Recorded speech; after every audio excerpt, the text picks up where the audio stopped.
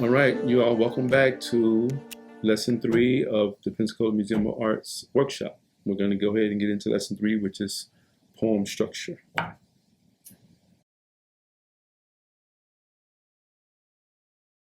Well, there are many different structure elements of a poem. There are also many different types of poems. So I'll go into the types of poems there are first. There's prose, there's rhyme, there's free verse, there's blank verse, narrative. So you have different types of poems. And then the structures, they kind of fall into the different type of poems that you're writing. It depends on what type of poem you're writing. It would depend on what type of structure that you're going to use. So I guess with a narrative poem, I guess for an example, you're basically telling a story.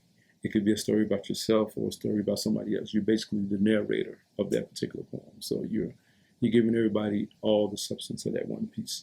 Not much more, less imagination and more about the information. You know, that's how that narrative poem is structured. Free verse is pretty much almost all imagination, with a little bit of maybe some facts thrown in there, but it's mostly using your imagination and you're creating the story. So that's a different structure for that one. Prose is pretty much you're telling a story, but it's done differently than a narrative. I guess prose is more, you're taking out of the rhyming and you're basically just talking through it. You're talking through it and you're introducing this poem to the individual who's listening to it. So there's a different types of structures to different types of poems. One can implement different types of writing techniques. I suggest for people who are just getting started, I guess, what I like to do, something that my mom introduced to me many years ago, was take a word. And if it's okay, we can use a word. I'm going to go ahead and go into a word now. We can use a word like pandemic. How many words can you come up with from the word pandemic? Right away at the top of my head, if I look at the word pandemic, I see the word panic. I see the word pain. There's different words that you can come up with. And once you come up with as many words that you come up with from that particular word, you use those words and you form a poem around those words, because those words tell a story. Pain tells a story. Panic tells a story. And however many other words you can get from that. The word "and" is in pandemic. So once you come up with as many words as you can get from that word, this is what I like to do. I don't have such thing as writer's block, because I always create these ways of creating a way to create a poem from just using. I'm a word lover. I love words. So once you come up with as many words, let's just say you come up with 7 words. Now you can take those 7 words and you can form a poem around those 7 words. You take those 7 and you build lines and sentences around those words. So.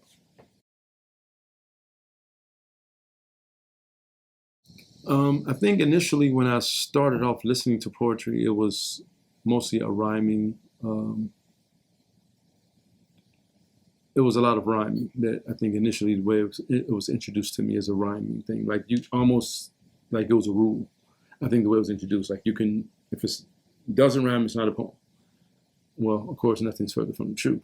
That's not how it. That is a form of poems, of course.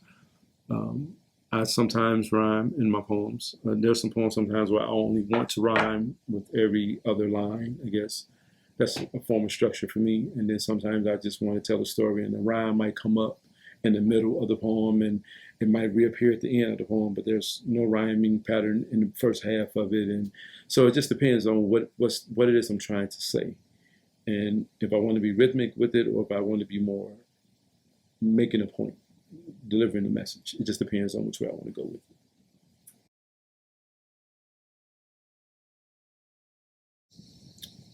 I guess a traditional rhyme would be the green eggs and ham, Sam I am. I guess these would be traditional, or roses are red, violets are blue.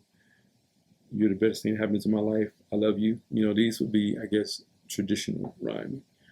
But I guess hip hop is a good example of some non-traditional rhyming where you just you use a word and then you come up with something that sounds like that word. It's not spelled nowhere near the same.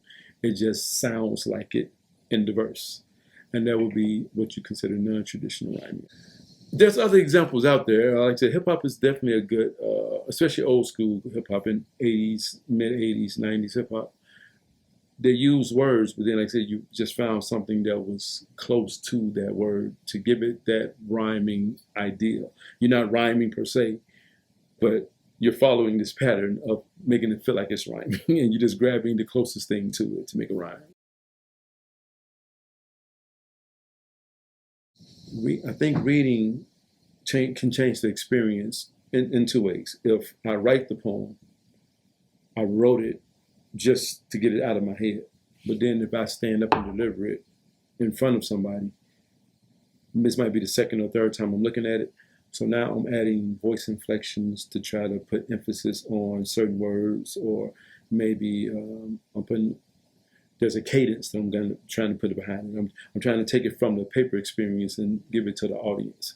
And I don't want the audience to, now, if I want them to read it the way I wrote it, I'll just let them read it for themselves. But if I want to give it to them the way I intended for it to come out, now I'm reading it in the cadence that I want to deliver it, using voice inflection, using different cadences, just to kind of push that point. I'm becoming more theatrical with it. I'm taking those words and I'm becoming an actor. I'm acting out the part of the poem, if that makes sense.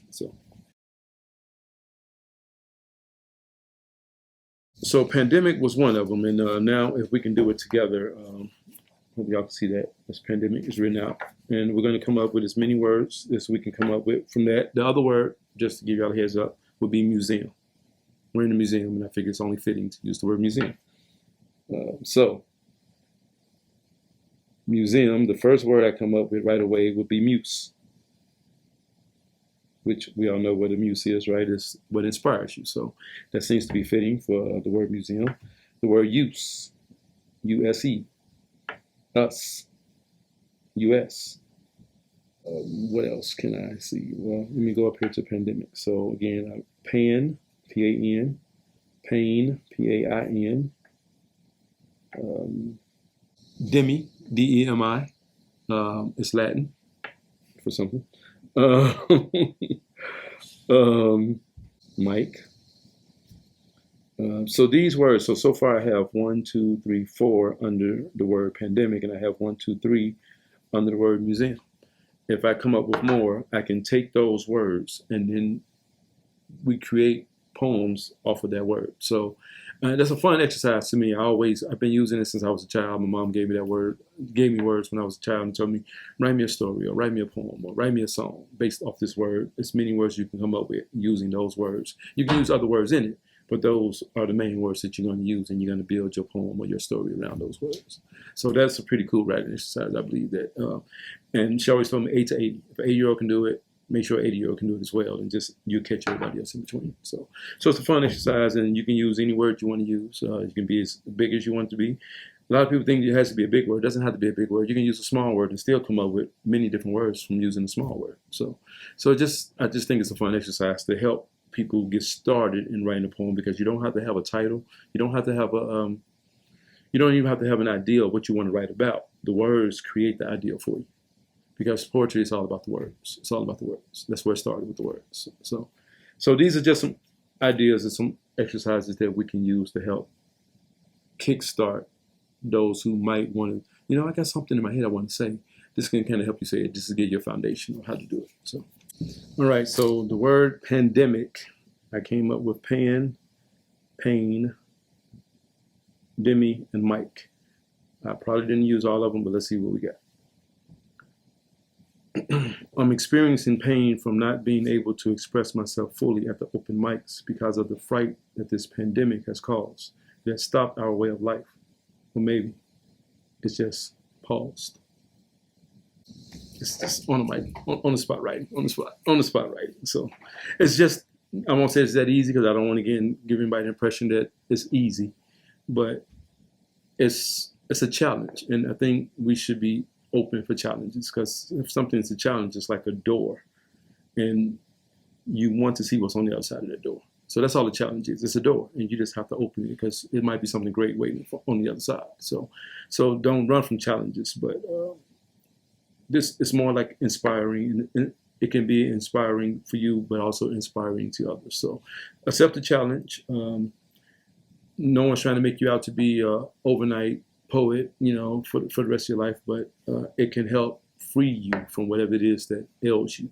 It's like therapy, so you can let it be used as some type of medicinal way to help you get what it is that's holding you back, and let poetry move that forward to kind of remove that thing that's bothering you, from stopping you from doing what it is you're supposed to be doing. So that's what it's done for me, and I don't know what I would be doing if it wasn't for poetry. I write literally every day. It might not be a poem that I'm going to publish or I'm going to read out, but I'm getting out those thoughts. I'm taking this stream of thought and I'm turning it into something creative and something positive. So.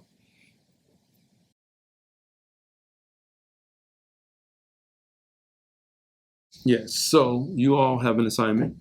Yes, this is a workshop, so we're going to give assignments. And I want you all to create poems based off of the structures, the different writing styles. You can, I guess it's okay to pick whichever one you want. So you can write a prose, you can write a blank verse, you can write a free verse, narrative, but using the different techniques. You can even use the word exercise if you want to. Just create a poem and use all your tools to see what you can create from that. And that's going to be your writing exercise. And you can do as many as you want. It can be a long poem, it can be a short poem. Not a haiku, because that was part of the second lesson. But so this is just actually a poem. And a narrative will be good, something that's explaining who you are as a person. That would be great. I think that should be more, let's focus on more on a narrative poem, because those are easy to write. Who better write about than yourself? Just using the structures to use those as tools to help you create the piece that you want to write about you. Introduce yourself to us in a poem. That's what I want to say. Introduce yourself to us in a poem. All right, so thank you all for listening and participating, and we're going to move on into lesson number 4, and we're going to close out from there. So thank you all again, appreciate it, and thank you to the Pensacola Museum of Art for allowing us to do this.